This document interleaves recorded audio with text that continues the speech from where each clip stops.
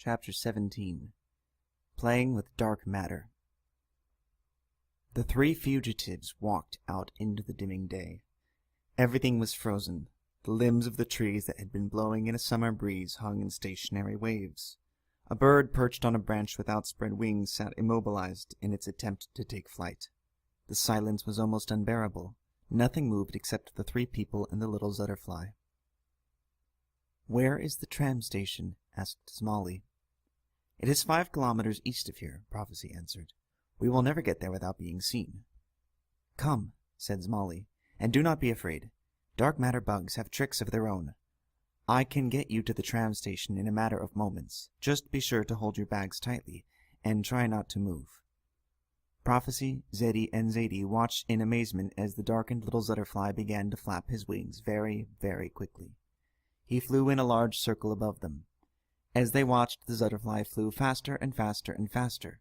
Within seconds he was spinning above them so rapidly that they could not even see him anymore. Smalley looked like a dark, drawn circle above their heads. The three did not even notice that they were no longer touching the ground until they looked away from the Zutterfly's circle. The air spun around them in a dark cloud of swirling wind, but they didn't feel the slightest breeze.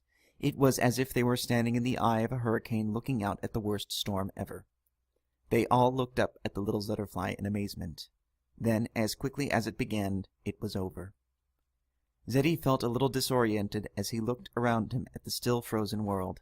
He looked at that now light pink Zutterfly and asked, "What is that?" "That is why Zamira changes shape," answered Smalley. "Dark matter bugs have their own gravitational pull.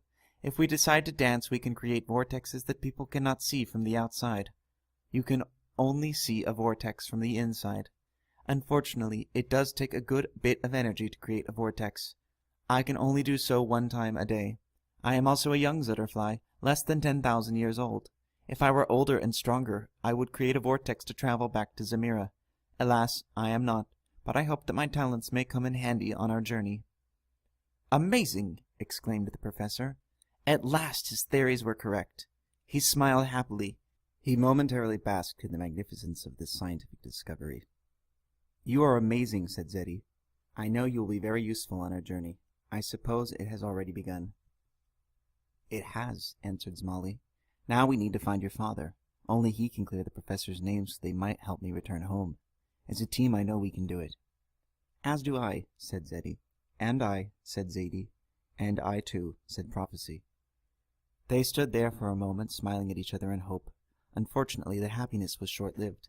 A slight breeze began to blow around them. "Time is restarting," explained Smalley. "I will ride in your backpack, Zeddy, please. Do not wish to get separated, and I am very tired now. I think I will nap." "Of course," answered Zeddy. Zadie unzipped the backpack as the little Zutterfly faded into normal light glow and fluttered into Zeddy's backpack. Then she handed Zeddy and Prophecy their fake papers and tram tickets. "I guess we will be the Hutton family for now. I will be Sadie Hutton. Zeddy, you will be Eddie Hutton. Prophecy, you will be William Hutton, my father-in-law, and Eddie's grandfather. Let's try to remember not to use our real names. People are moving. Let's hurry to the line," Zadie said. As the frozen world came back to life, Zeddy looked in wonder at all that was around him. He was scared and excited as he boarded the tram with his mother and new grandfather. So much had changed in so little time. His entire world was upside down, yet somehow he felt braver than he had ever felt before. As he bustled down the aisle and took his seat with his family of fugitives, Zeddy wondered if things could get any stranger than they already had gotten. The 3 fugitives took their seats, and Zeddy gently placed his backpack under a seat. He rested his forehead on the window pane. As the tram left the station, Zeddy watched the beautiful orange and pink sunset expand over the city. His eyes grew heavy, and he leaned against his mother's shoulder to rest his head. "Rest, my sweet Zeddy," his mother whispered. "It's been a long day, and our journey has just begun." Zeddy closed his eyes, and soon he was floating in the blackness behind his eyelids, past yellow and blue stars. He knew he was on his way to Zamira.